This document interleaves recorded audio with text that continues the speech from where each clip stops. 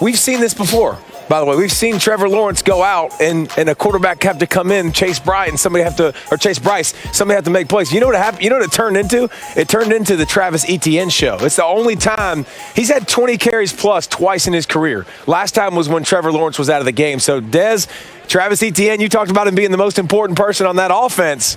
We're going to see today. Yeah, no doubt about that. I have no doubt in my mind that Travis Etienne can carry this offense. And like I said earlier, that Tony Elliott, he's going to put these guys in positions to win. The thing that I like the most about Clemson, guys, is they play complementary football. They do a really good job of playing complementary football. Brent Venables and that defense, they're going to get after it too. So I would say if there's one team, Kirk, that can last one regular season game without their superstar quarterback and be okay, I would say it's the Clemson Tigers, Kirk.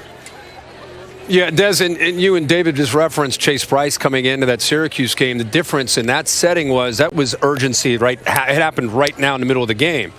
They've had 3 or 4 days to let this set in and to allow DJ to get in a position to understand where do you feel best?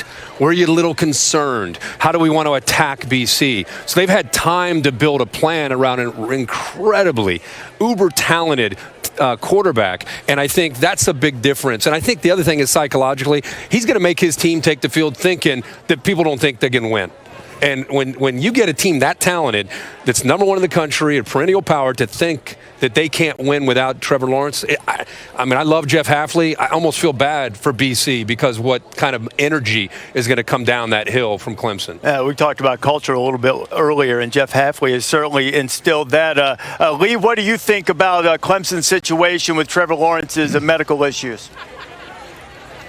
Clemson has enough talent to win the ACC without Trevor.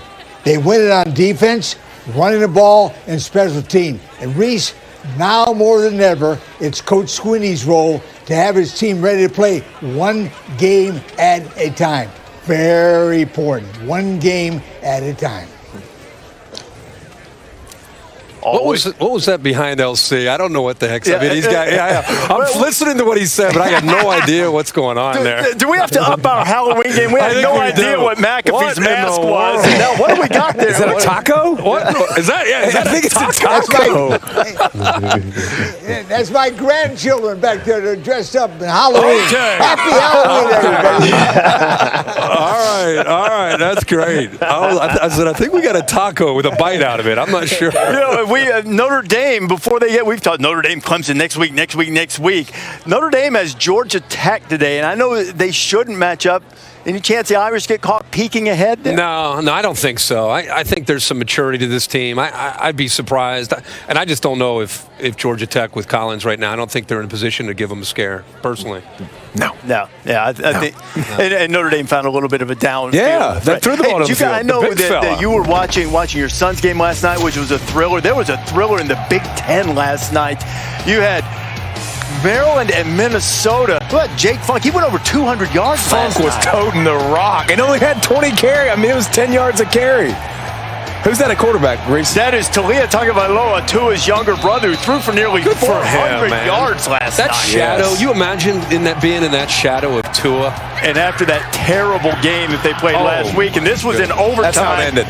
Minnesota missed the extra point. Kickers. After some questionable clock management by Maryland late, you wondered if they had left Minnesota stick around. And still they were able to come up with a game. Michigan State and Michigan today. Wolverines impressive and punishing in their victory against Minnesota last week. Michigan going for their third straight against their in-state rival. And oh, how former Spartan boss Mark D'Antonio hated Michigan. Just loathed everything about them. The air of superiority, the condescension, and boy, did he make them pay. This is, right after the little brother comment in 2007, Sparty went on an 8 out of 10 run. Well, maybe Mel Tucker someday will reach that level of disdain, but he's got his own problems that make his skin crawl right now. Lost to Rutgers, 7 turnovers, and throw in the fact that Harbaugh's changed to blue pants and his new quarterback both seem to be a perfect fit. Milton with the keeper, patiently following his blocks and just muscling into the end zone. Joe was great. He was cool as a cucumber.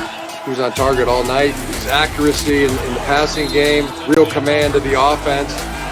Played with just poise of a savvy veteran. At this moment, it's his time to shine. He's going to definitely do that this whole year, every game. Lombardi looking downfield. He got hit and picked off. That'll do it. We just got to play ball. You know what I mean? We just got to play ball. Adversity is going to happen in football games. We're on to Michigan. We're all moving forward. There's no ifs, ands, or buts about it. You usually make the most improvement between your first and your second game. We got a big game. We got Michigan. This is the beginning. This is not the end.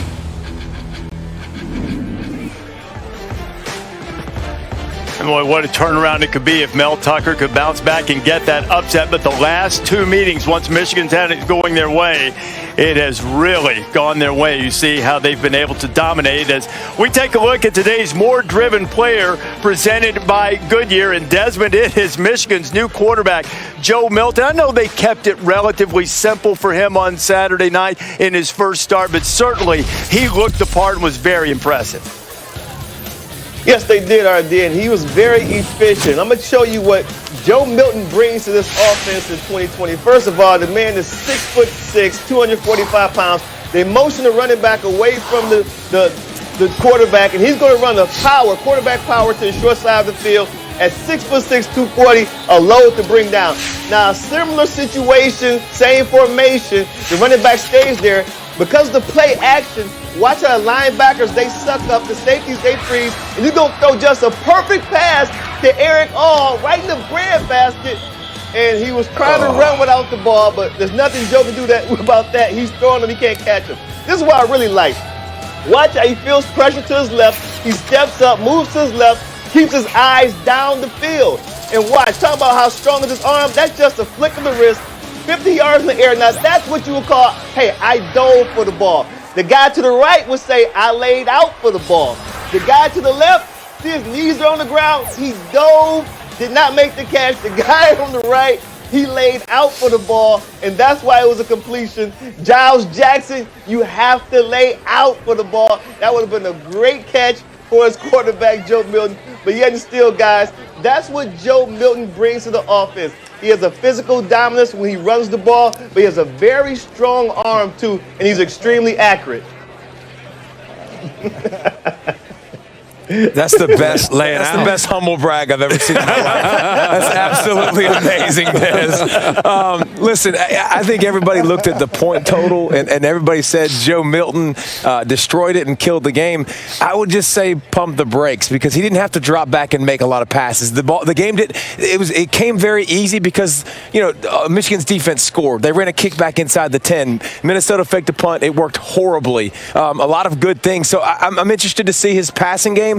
But the weapons between Corum and Al and Jackson, all those guys that we talked about, and then you go to the running backs, we can go 3 or 4 deep with them. So a lot of weapons. He makes everybody better. Him throwing the football, it'll be interesting to see how he develops and see if he can be that dude for this offense. I think that's fair. I mean, it's one game. Yeah. It's hard to evaluate any of these teams, these Big Ten teams, off of one game. But calling the game, the one thing that I thought is they played complementary football. You talked about special teams. You talked about the defense. Milton was so efficient. But I've witnessed in watching 8 weeks of college football, this world that we're living in right now in college football, I feel like that adversity and that challenging times that we're all in, for college football, it's either brought your team together or it's divided you a little bit, and you're a little bit more susceptible to fall apart when there's adversity. Michigan, one weekend, Coach, I just feel that there's some tangible evidence right now that they love each other and then they've been drawn together. And when you play in a football game and you love each other, that becomes very, very dangerous thing to deal with when you're playing against them. Now, again, one game, but that's what I witnessed is a real love for one another. Kirk, Michigan was very impressive in their win over Minnesota, a top 25 team. Offensively, Joe Milton is an athlete who leads a balanced attack. Michigan's pressure defense made 14 plays behind the line of scrimmage, and their special teams were almost near perfect. Reese, in my poll, Michigan is number 6. Number 6, Michigan.